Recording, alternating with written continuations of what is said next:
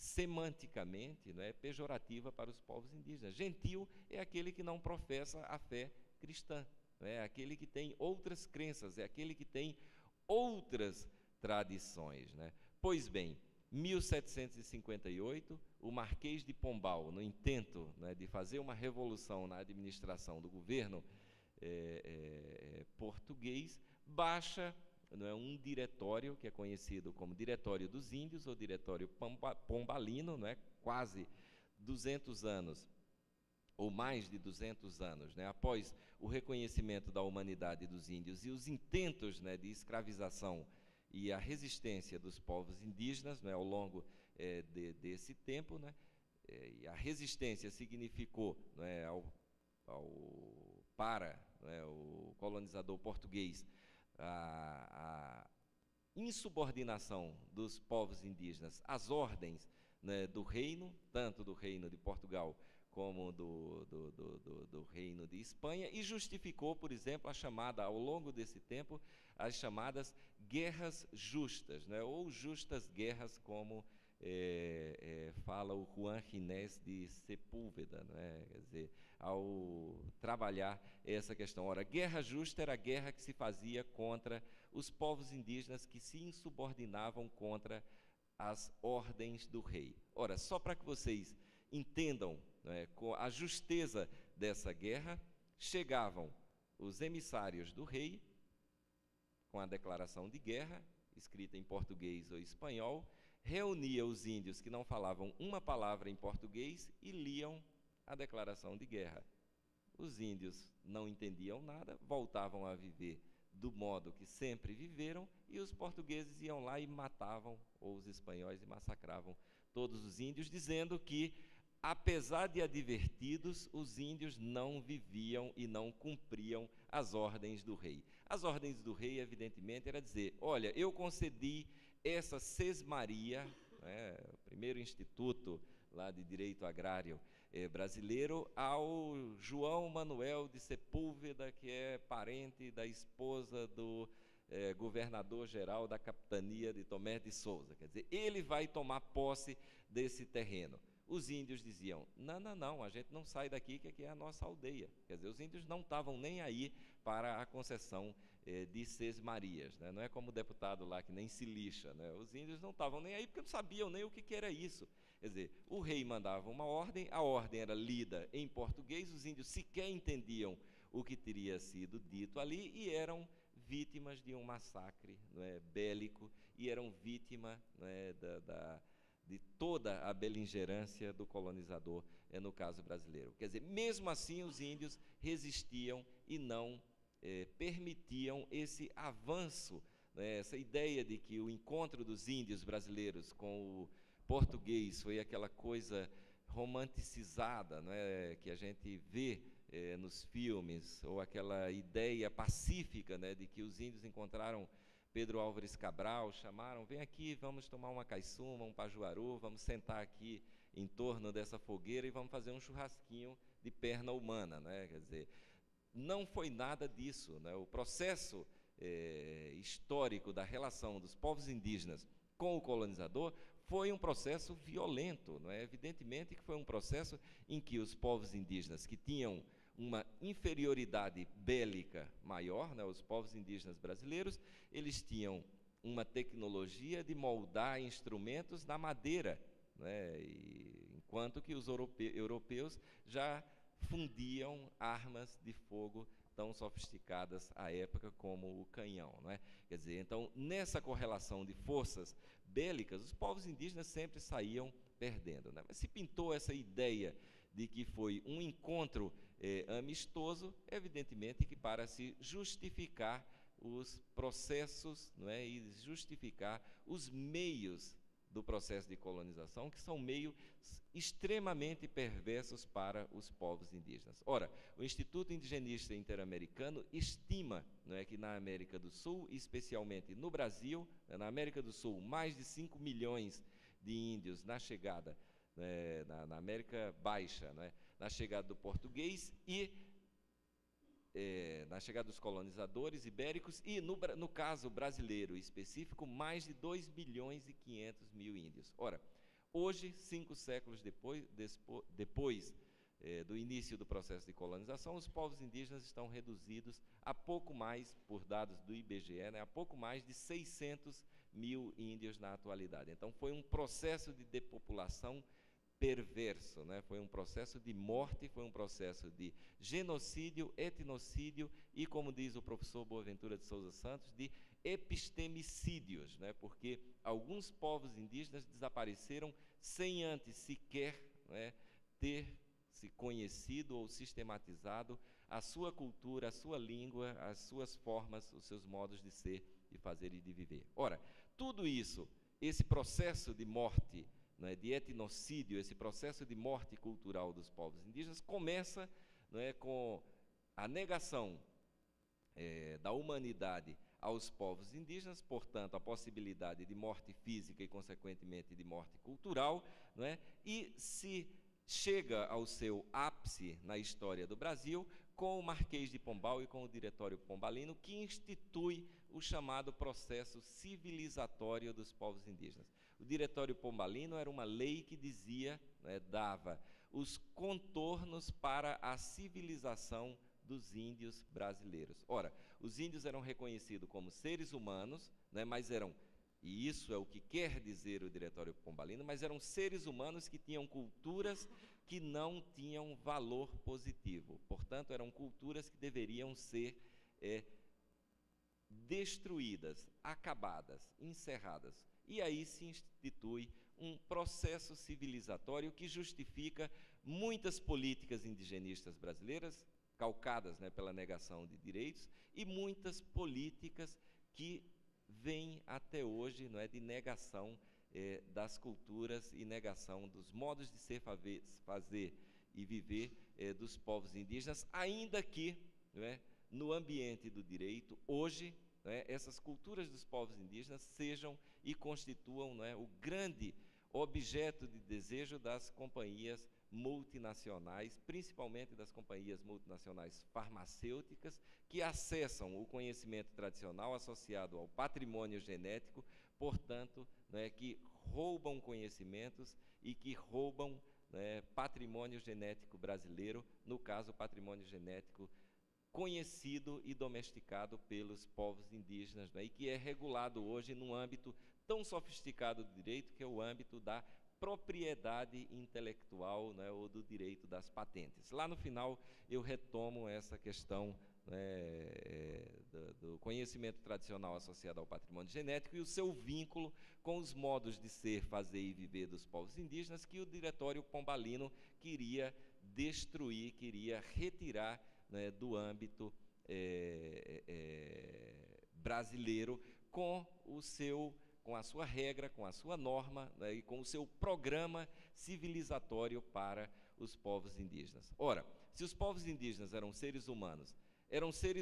que não se submetiam à escravização, portanto, não poderiam ser transformados em coisas com valor econômico, a gente tem que transformar esses seres humanos, né, que têm culturas, línguas, crenças e tradições diferenciadas, em seres humanos que se introduzam, né, nesse ambiente, né, da produção econômica. O Diretório Pombalino fazia isso a partir, né, das políticas de descaracterização dos povos indígenas, a partir das políticas de aldeamento dos povos indígenas, quer dizer, a sofisticação maior do aldeamento. Os povos indígenas sempre viveram e tiveram, né, uma territorialidade muito marcada, né, no espaço e no continente americano, e não era uma territorialidade marcada pelas terras indígenas, como a gente conhece hoje, ou pelas reservas indígenas, como a gente conhece hoje, né? Quer dizer, territórios que atendem a uma sistemática, né, de regularização fundiária que é do mundo moderno ocidental, que não tem vínculo,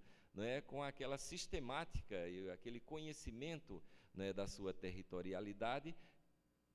dos povos indígenas, né, marcada e calcada e baseada, né, em outros padrões, né, de relação com a natureza e, portanto, não é, de relação com o meio e os seus usos específicos de cada povo indígena no Brasil, né? O Marquês de Pombal, em 1758, né, além de proibir os índios de falarem a sua língua, além de proibir os índios de casarem-se entre si, né, o Diretório Pombalino tinha essas preciosidades, né, incentivava o casamento interétnico, porém era o casamento interétnico entre índias e portugueses, especificamente, especialmente ou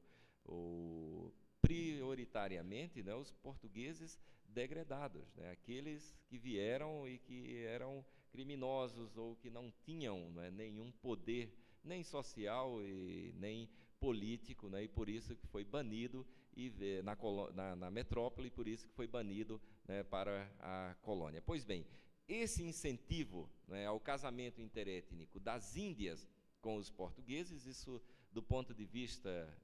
do poder político e do poder familiar, tem um significado muito importante, né, a ideia, né, da sociedade patriarcal, portanto, né, do machismo da sociedade moderna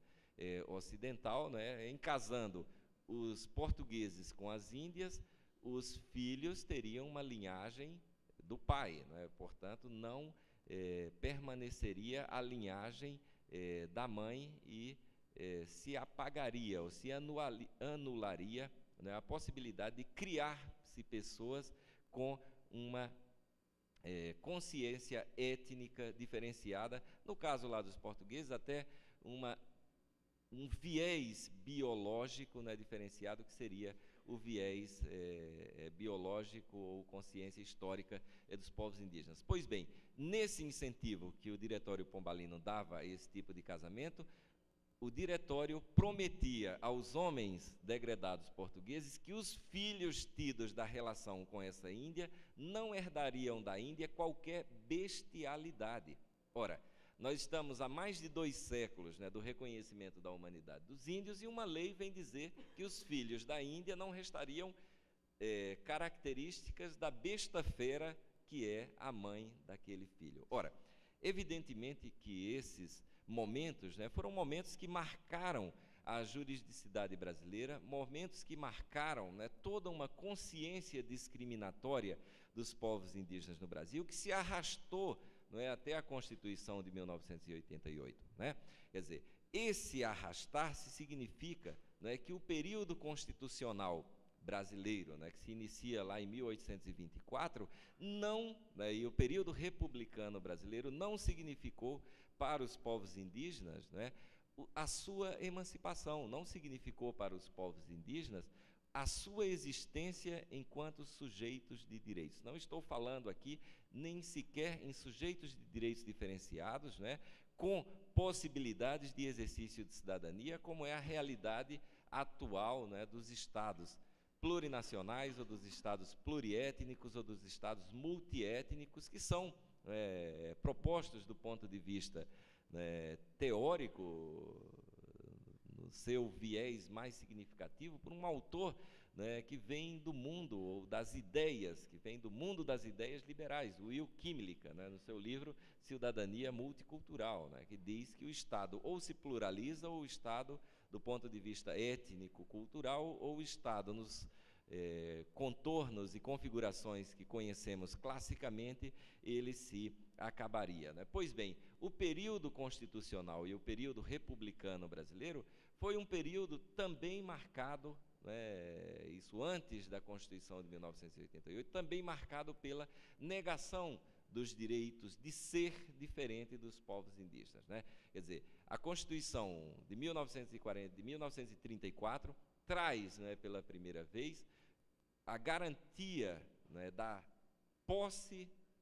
à terra, né, aos territórios dos povos indígenas. Essa garantia ainda é tímida, ela perpassa e vem até a emenda constitucional de 1969, né, instituiu o que se chama de Constituição Brasileira de 1969, com um pouquinho mais, né, de garantias, né, além do reconhecimento da posse, a ideia do usufruto exclusivo pelos povos indígenas, a posse permanente, né, e alguns aspectos como a nulidade dos títulos que, porventura, incidam ou ofendam essa posse dos povos indígenas. Mas, quer dizer, no que diz respeito aos sujeitos diferenciados que os povos indígenas configuram, quer dizer, os direitos culturais e os direitos étnicos e, portanto, direitos diferenciados dos povos indígenas, não foram contemplados, ao longo do período constitucional brasileiro. Por que isso? Porque era preciso criar, o ambiente por excelência para a sedimentação das categorias modernas de Estado e de sociedade e, consequentemente, de direito. A categoria moderna de Estado como a única possibilidade de organização política e jurídica, com o seu direito único da sociedade, tendo como base uma nação homogênea, uma nação que tinha uma continuidade histórica com determinados valores comuns que se projetavam ou que se projetam para o futuro, quer dizer, aquilo que está lá no conceito clássico de nação como valores compartilhados, e que é trabalhado por todos os teóricos, que falam e escrevem sobre o conceito de nação. Ora, esses valores compartilhados que se projetavam, que eram vivenciados no presente, se projetavam para o futuro, eram tensionados pelos valores diferenciados dos povos indígenas. Então, era preciso homogeneizar essa nação. Como é que isso começou? Começou com os processos educacionais de desvalorização das línguas indígenas e implementação de uma educação formal indígena calcada na história do colonizador, e na língua do colonizador. Evidentemente que esse processo já vinha desde o começo da colonização com a cristianização e a evangelização dos índios. Mas no século XVIII, século XIX e início do século XX é o período onde todos esses processos, eles se sedimentam e tomam, uma dimensão muito maior, porque é a dimensão das políticas públicas de transformação do índio em não índio. Ora, os povos indígenas passaram por tudo isso e chegaram ao século XX e chegaram ao século XXI como sociedades coesas, sociedades que vivem a realidade brasileira no cotidiano contemporâneo brasileiro. Quer dizer, os povos indígenas não se extinguiram, os povos indígenas, eles se diminuíram. Quer dizer, hoje o Brasil é um país que tem, na sua configuração social e cultural, mais de 220 povos indígenas convivendo cotidianamente conosco. Quer dizer, esses mais de 220 povos indígenas falam mais de 175 línguas indígenas conhecidas no Brasil. Ainda existem povos indígenas autônomos no Brasil, Quer dizer, povos que não são conhecidos ainda. Aqui pertinho, no Maranhão, tem o povo Guajá,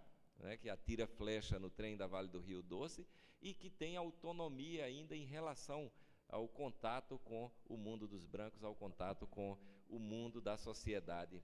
nacional. Pois bem, evidentemente que esse longo período constitucional brasileiro foi o período da instituição de políticas públicas já forjadas e construídas pelo Estado para a transformação dos índios em não índios. É por isso que lá no Código Civil de 1916, os índios estavam no lugar das pessoas relativamente incapazes.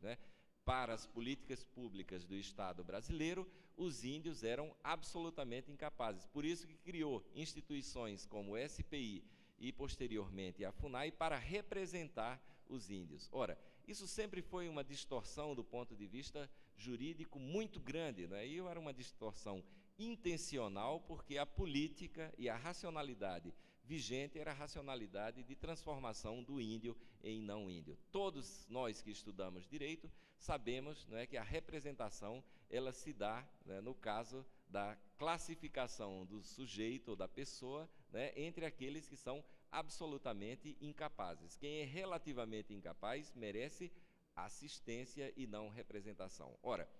a política indigenista brasileira, desconsiderando a possibilidade dos índios de terem racionalidade, ora, calcada na ideia de que os índios eram silvícolas ou seres da floresta, desconsiderou tudo isso ao longo do tempo, não é? Quer dizer, implementou políticas de transformação dos índios em não índios e transformou e criou, né, figuras jurídicas, né, muito interessantes, pouco estudadas, né, no âmbito do direito no Brasil, que é a figura jurídica da pessoa em transição, não é? Quer dizer, todos aqui convivem com adolescentes, né? O que é adolescente? Qual é a grande dúvida do adolescente? Ele nem é criança para algumas coisas e nem é adulto também para algumas coisas. Ora, seria mais ou menos isso o que o sistema jurídico brasileiro criou como categoria, né, de pessoa em transição para os povos indígenas brasileiros. Essa categoria de pessoa em transição é a categoria vigente até hoje, né, nas consciências brasileiras, né, nas consciências não somente, né, individuais. Você pode ter convicção individual como queira, mas você, quando exerce um cargo de poder, como um cargo na estrutura do Poder Judiciário, por exemplo, você não pode dar respostas, né, de acordo com o que você tem como convicção pessoal. Você tem que dar respostas de acordo com o que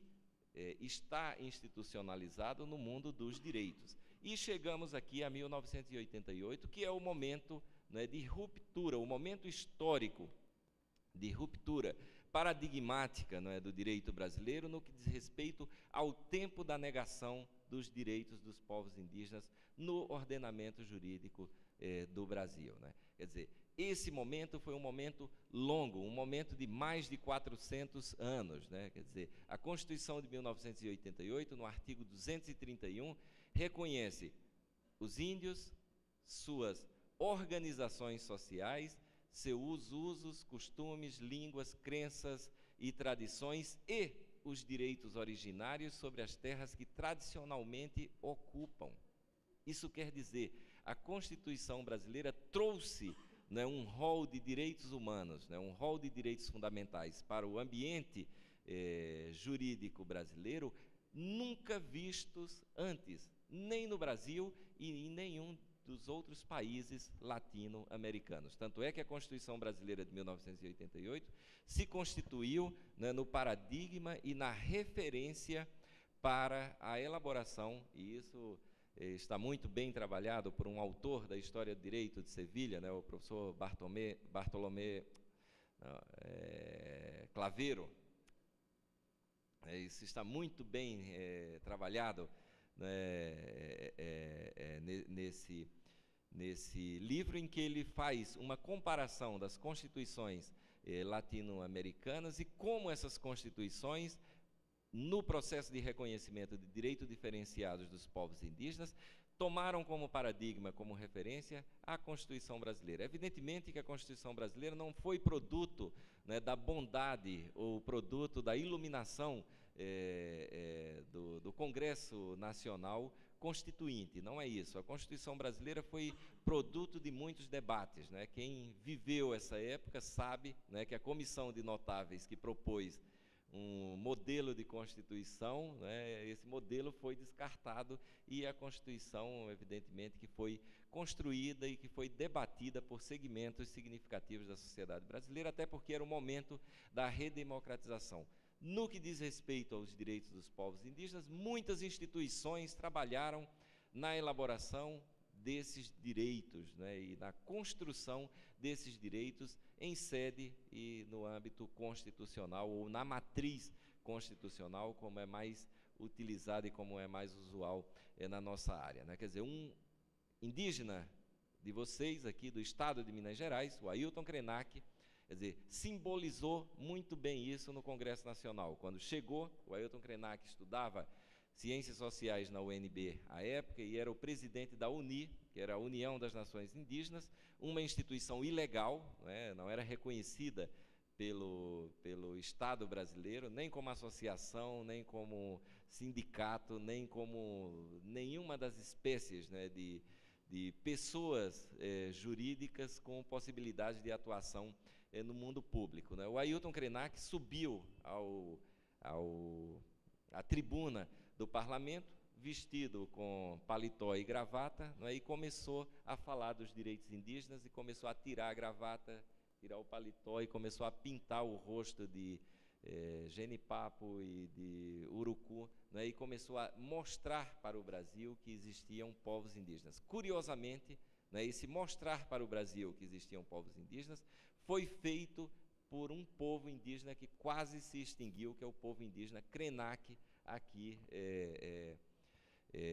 de Minas Gerais, né? Não é aqui dessa região. Aqui a gente está no norte, né, de Minas. O povo Krenak vive no sul de Minas, né? Então, a Constituição Brasileira de 1988 foi produto, não somente, da ação efetiva dos povos indígenas e dos grupos que apoiavam os povos indígenas, como também da ação simbólica, que esses grupos e que esses povos desenvolveram para trazer para a Constituição algumas categorias, que são de fundamental importância para a juridicidade contemporânea. Por exemplo, quando a Constituição reconhece os índios e suas organizações sociais, um positivista empedernido do direito vai pensar que a organização social a que se refere o artigo 231 da Constituição são aquelas ficções jurídicas, são aquelas associações, aquelas pessoas jurídicas que são criadas por autorização do poder estatal. Não é nada disso. A organização social, no artigo 231 da Constituição, é uma categoria antropológica e sociológica que significa complexo de representações simbólicas de um povo, ou seja, economia, direito, língua, costumes, modos de ser, fazer e viver, que a Constituição Brasileira de 1988 reconheceu também no artigo 216, quando trata do patrimônio cultural, ou seja, mudou completamente paradigmas, como diz o professor Luiz Roberto Barroso, diz que a Constituição de 1988 muda paradigma, quer dizer, paradigma da materialidade do patrimônio cultural, por exemplo, monumental, pelo artigo 216 da Constituição de 1988 é transformado. Esse paradigma ele tem que ser relacionado com o patrimônio cultural imaterial também, que é algo que está nos modos de ser, fazer e viver dos grupos sociais brasileiros, Os grupos sociais brasileiros, aí incluídos os cientistas, porque a criação científica também é um modo de ser, fazer e viver. Ora, quer dizer, essas rupturas paradigmáticas no âmbito do sistema jurídico brasileiro, e especialmente trazidos para o sistema jurídico brasileiro pela Constituição de 1988, significou a possibilidade de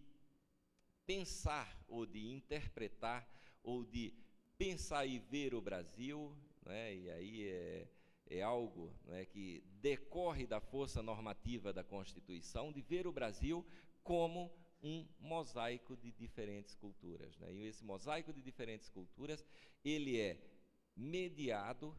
por pessoas, ele é vivenciado por pessoas. Os povos indígenas são diferentes culturas que, pela Constituição Brasileira de 1988, são reconhecidas no âmbito jurídico como culturas diferenciadas, com possibilidades de vida concreta diferenciada no presente, se projetando para o futuro. Quer dizer, exatamente por isso que, no âmbito territorial brasileiro, as terras indígenas são demarcadas, e as terras indígenas são demarcadas